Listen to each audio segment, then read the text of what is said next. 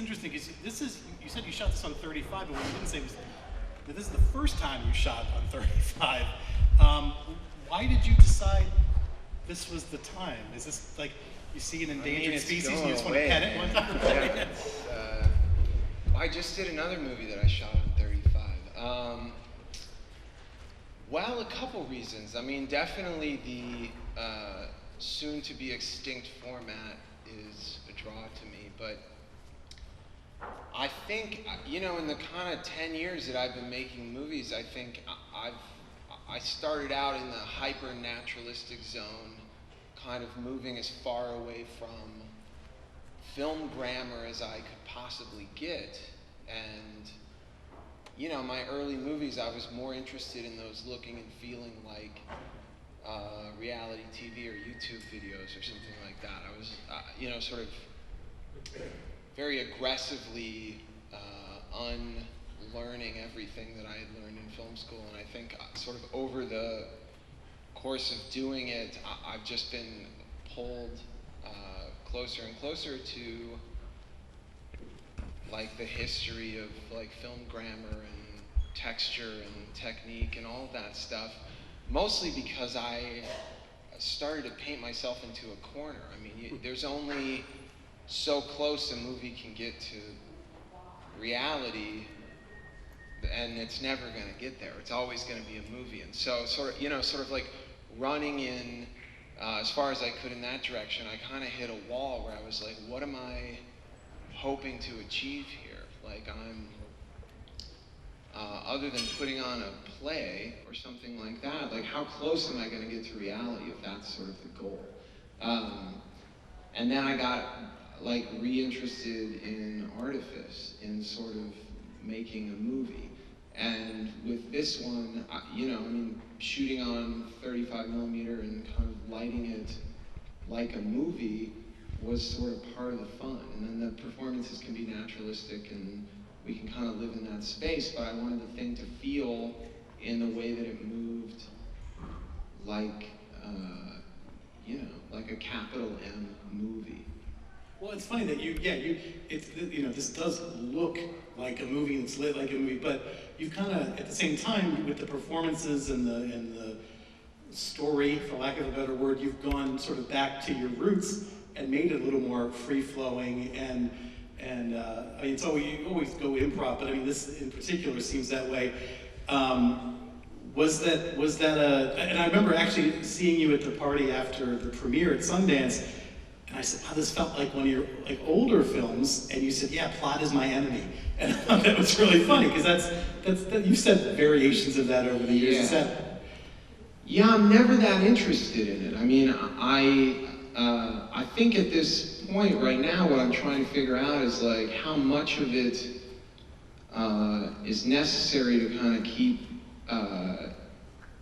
the thing moving, and then how little of it can I get away with doing over the course of 90 minutes. I mean, I'm just interested in people. I mean, I'm interested in conversations and the ways we do and don't communicate with each other, and you know, and in particular in this film, the different ways that this married couple can and can't talk to each other about what they're thinking and feeling, or then can and can't talk to strangers about that.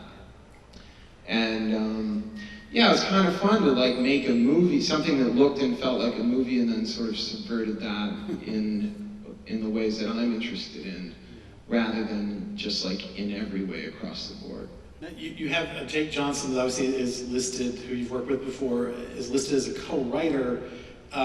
What does a person have to do outside of acting in your film to get a credit, and where did that sort of come from? Well, the story kind of came from a conversation that Jake and I had, because he really did find a bone and a gun in the backyard of an apartment he was renting, and he and his friends like went crazy and dug up the yard. Of course they did.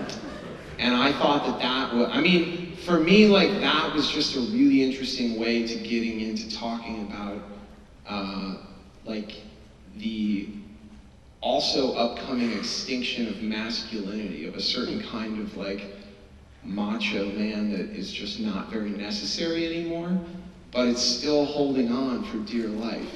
And So along with the death of 35 millimeter, I also think we're sort of losing a kind of an idea of what it means to be a man. And I mean, good riddance as far as I'm concerned, but you know, I wanted this story of a husband and wife where she's kind of out there looking for big answers and this fucking guy's just digging a hole in the yard, you know, that the thing he's looking for, he finds, and it's just a fucking dead body. Like, it's not, there's no future in that. And so when he told me that story, I was like, all right, I think I connect with that. I think that's a cool movie. Yeah. And you know, obviously you made most of your films here. You chose to make this in LA, and not just make it LA, but make it about LA, like you said before. But obviously the upside of that is you get access to this incredible cast. Did it feel, were you a little concerned about having so many recognizable names all in one of your No, that films? was fun for me. I mean, I just always want to work with talented people, and so, you know, a lot of these actors, like Orlando Bloom's probably the most obvious example. I mean, this guy made a decision when he was like 18 years old to be in The Lord of the Rings, and then, you know, I mean, essentially he's only gotten to do Lord of the Rings and Pirates of the Caribbean movies since then. And he's a really good actor, and he's cool and fun. And so, you know, it's just like a fun chance to let these people play in a different way than they maybe usually get to play. We're going to take questions here in a second. There's a microphone over here, rather than have somebody running around. So if you want to line up over here to ask questions for Joe, start doing that. I don't know, you mentioned before, it sounds like you're going to be working with Jake again. Can you give us some idea of that, and maybe here? No, well, we're still figuring it out, but yeah, I mean, I would imagine I'll be working with Jake the rest of my life. Like, that guy is the best, and we just have a really fun time making movies together, so there's, at this point, no reason to stop that, and so, you know, I talk to him every day, basically, and what that leads to is conversations about movies that we can make, and then we try and make them.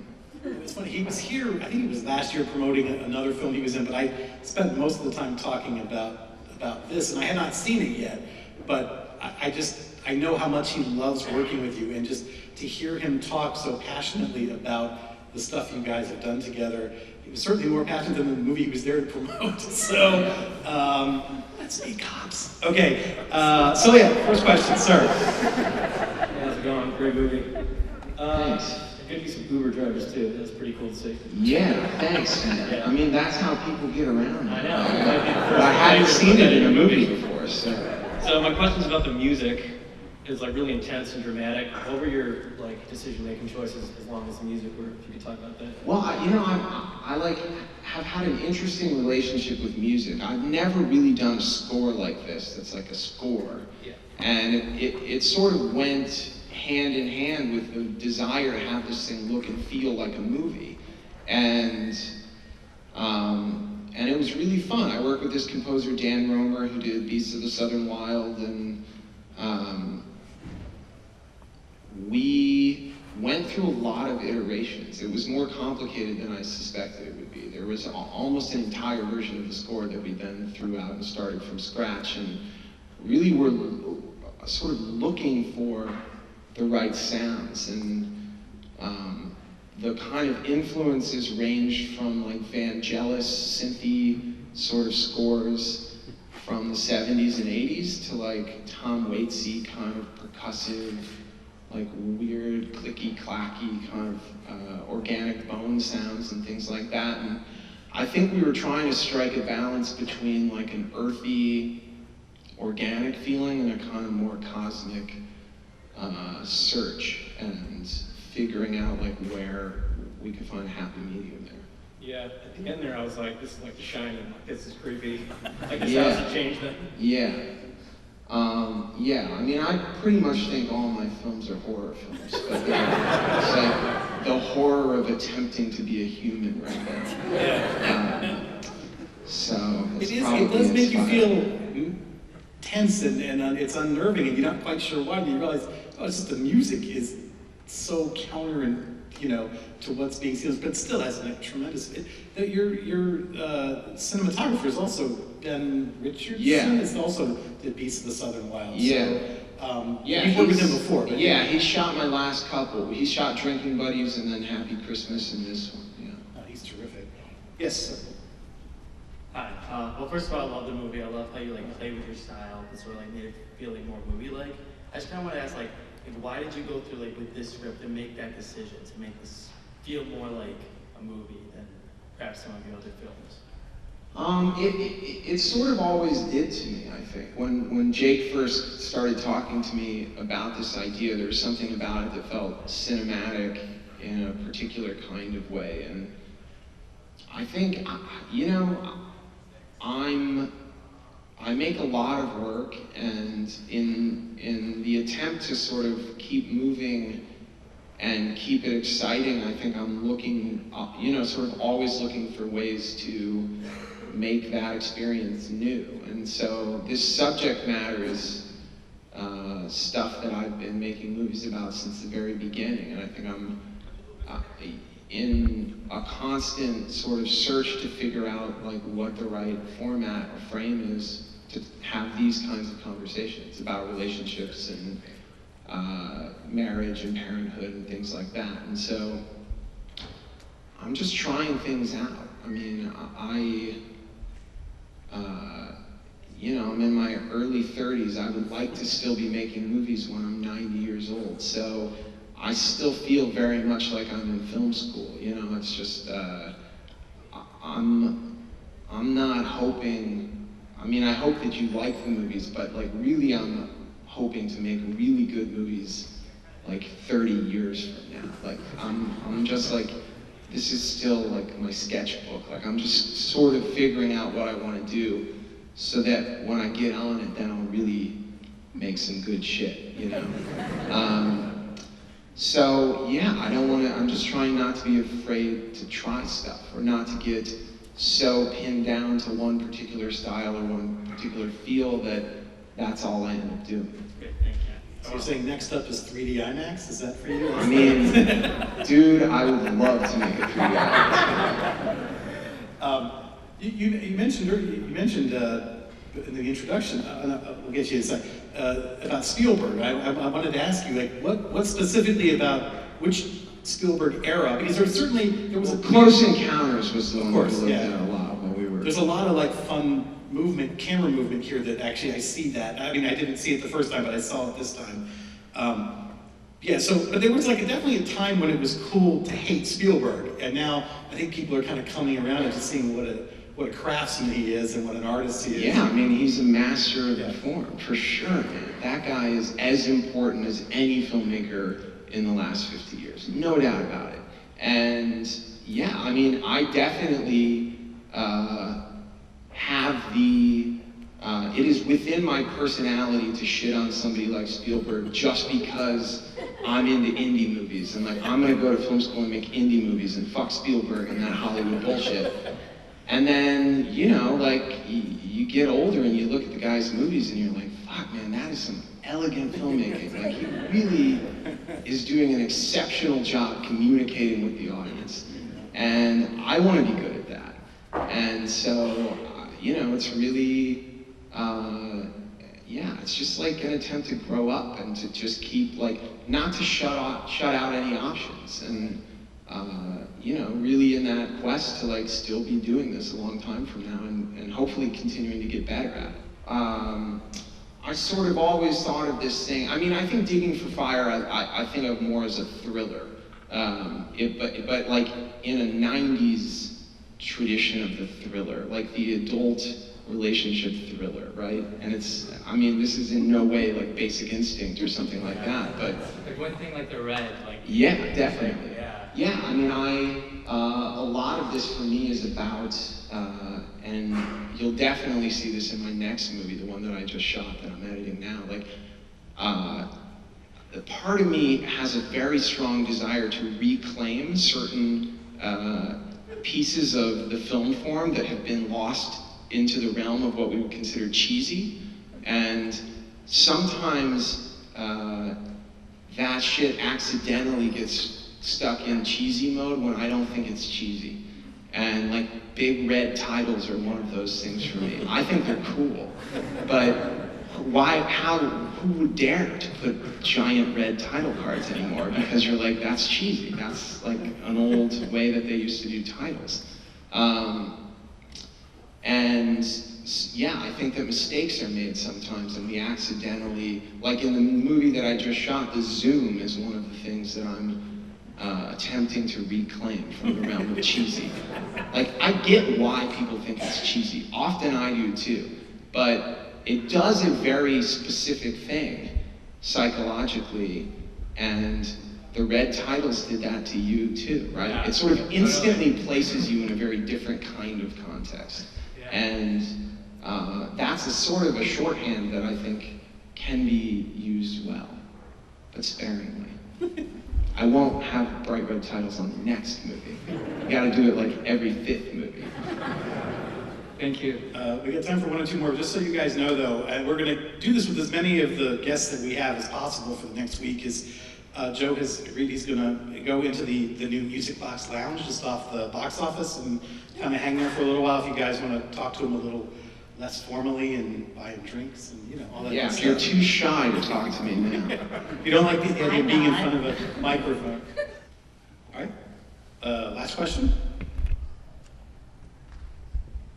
Hey, I think it's pretty cool that you just get to like make movies with your kid, and kind of like seeing him growing up. And I was really interested in this movie because he's sort of a performer for the first time, and I was curious, just sort of I guess what it felt like to work with Jude as like kind of an actor. It was terrible. He is officially retired. He's amazing, but the thing is, he's 3 years old. He does not want to do the same shit 4 times in a row. And I need him to. And so then I found myself in the position of having to bribe him with gummy bears and shit so that he would give me one more take, and I was like, man, never again. Yeah, I mean, I don't get off on coercing my kid into doing shit he doesn't want to do. So, but I had already trapped myself at that point. Like, we had already shot some stuff, and I was like, well, I can't replace him now, so we just gotta finish this movie.